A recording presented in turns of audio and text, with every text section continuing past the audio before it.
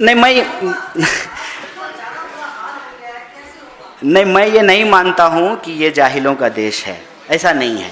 देखिए, टोकरी में कुछ आम सड़ गए हैं तो आप कहेंगे कि आम ही खराब है, आम का बगीचा ही खराब है, मिट्टी ही खराब है।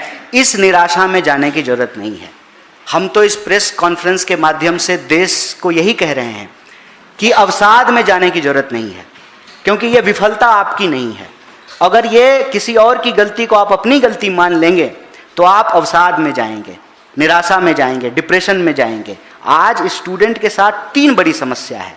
सिस्टमेटिक फेलियर के चलते वो अपना फेलियर समझते हैं, जिसकी वजह से डिप्रेशन, ड्रग्स, सुसाइड, इस तरह की स्थिति में हम चले जाते हैं। तो हम आपसे भी ये निवेदन करेंगे, हम ये कहने से बचें और इसको इस रूप में समझें कि कुछ लोग बेईमान हैं। देश के सारे पूंजीपति बेईमान नहीं हैं।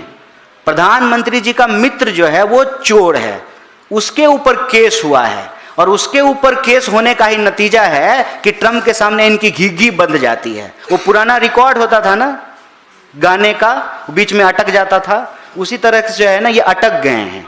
जब आप लटक जाते हैं, जब आप सरेंडर कर जाते हैं तो ये स्थिति पैदा होती है। ये सिस्टम की गलती है। हमारी देश आज भी उर्वर है, लोग टैलेंटेड हैं, शिक्षा व्यवस्था में लोग बेहतर कर रहे हैं और बेहतर करने की ज़रूरत है। ऐसा नहीं है कि सरकार ने शिक्षा देने से जब लोगों को मना कर दिया है तो लोग खुद से नहीं दे रहे हैं। इसीलिए तो आज पब्लिक फंडेड जो एजुकेशन सिस्टम है, जो सरकार का बजट है एजुकेशन पे, उससे ज़्यादा खर्च लोग कर रहे हैं अपने बच्चों को पढ़ाने में। आप सरप्राइज्ड होंगे कि अगर कोई व्यक्ति 1 लाख कमा रहा है तो 30,000 रुपया अपने बच्चों के एजुकेशन पे खर्च कर रहा है। और इसीलिए हम इस देश में हमेशा से शिक्षा को महत्व दिए हैं। कहते हैं पढ़ोगे लिखोगे बनोगे नवाब। ये मानसिकता इस देश में रही है। जो लोग खुद नहीं पढ़ पाते हैं वो भी चाहते हैं कि उनके बच्चे पढ़ें और इसीलिए अपनी गाढ़ी कमाई का एक बड़ा हिस्सा वो एजुकेशन पे खर्च करते हैं। और इसीलिए जो पूरा सिस्टम है, जो मशीन है, उनसे उनका पैसा जो है वो एक्सट्रैक्ट कर रहा है, वसूल रहा है। तो हम ये ना कहें कि देश नकारा है, हम ये बिल्कुल ये ना कहें। देश को चलाने का, सपना दिखाने का जो जुमलेबाजी करके गद्दी में बैठे हैं, ये उनका फेलियर है। इस देश के लोगों का सिस्टम पर भरोसा था। ये गरीब से गरीब परिवार के लोग सोचते थे कि अगर हम अपने बच्चे को पढ़ा देंगे, वो मेहनत करेगा, यूपीएससी कंप्लीट करेगा तो आईएएस आईपीएस बनेगा।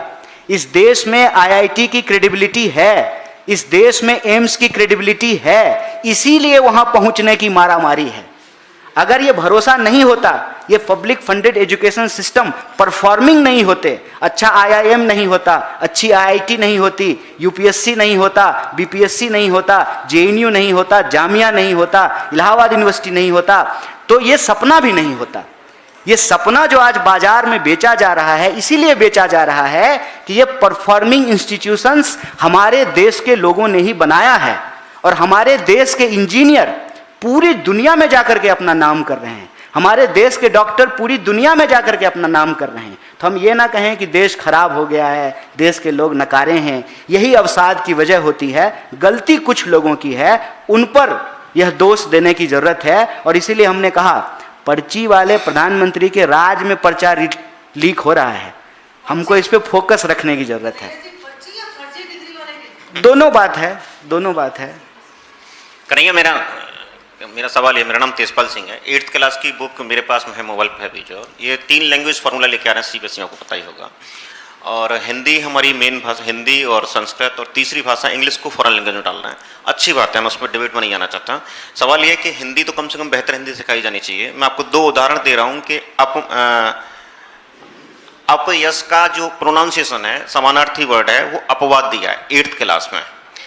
दूसरा जो वर्ड है अंधा, अंधा का समानार्थी वर्ड दिया है प्रज्ञाचक्षु। अब जिसको बच्चा सीख के जाएगा तो इस तरह की हिंदी सीखने के बाद क्या,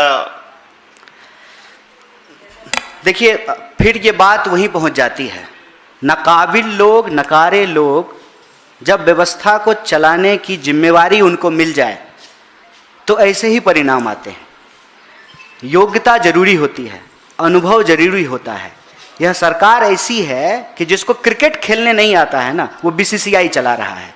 और आप भाषा की बात कर रहे हैं। आपने अमित शाह के बेटे की अंग्रेजी सुनी है? ऑक्सफोर्ड के लेवल की इंग्लिश है। ये मंत्री के बच्चे की हालत है। तो आप अंदाजा लगाइए कि इस देश के आम लोगों को कैसी एजुकेशन मिल रहा है। एआई का जमाना हो गया है, देख के भी गलत पढ़ते हैं। प्रधानमंत्री का भाषण सुने हैं कई बार, इतिहास का कितना ज्ञान है उनको।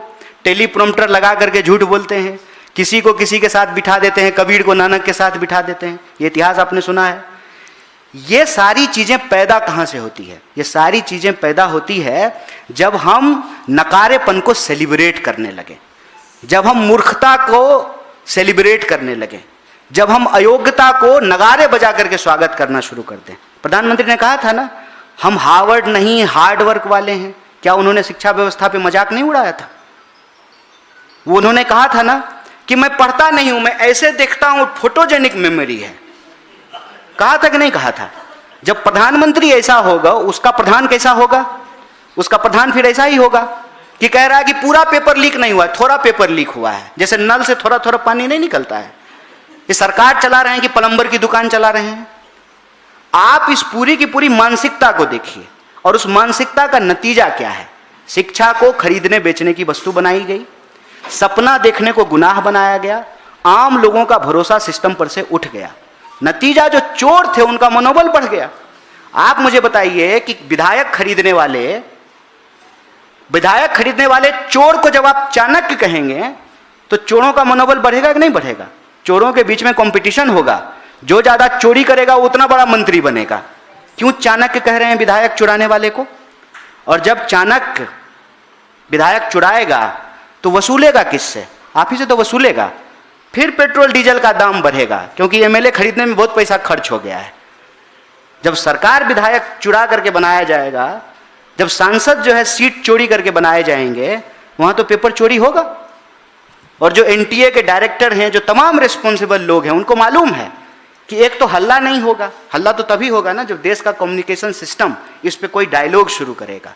अब आप देखिए कि नेता प्रतिपक्ष कोटा में जाकर के एजुकेशन सिस्टम पे एक प्रेजेंटेशन रख रहे हैं, उस पर जवाब देने की बजाय आप उनको ही गुनाहगार साबित कर रहे हैं। कह रहे हैं कि 2 दिन के बाद एग्जाम है, आप क्यों बात कर रहे हैं? मैंने कहा कि 2 दिन के बाद एग्जाम है, री एग्जाम है, 1 महीने में दूसरी बार एग्जाम है। इस फैक्ट को खा जा रहे हैं।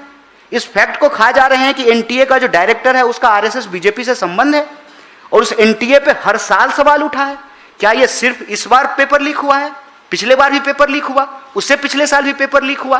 क्या सिर्फ एक एग्जाम का पेपर लीक हुआ है? हर एग्जाम का पेपर लीक हो रहा है। और जब सीबीएसई के स्टूडेंट ने इस पे सवाल उठाया, उसको एंटी नेशनल बोलने लगे। आपके सिस्टम में जो खामी थी उस पर कोई सवाल उठाता है तो आप उसको एंटी नेशनल बोलने लगते हैं।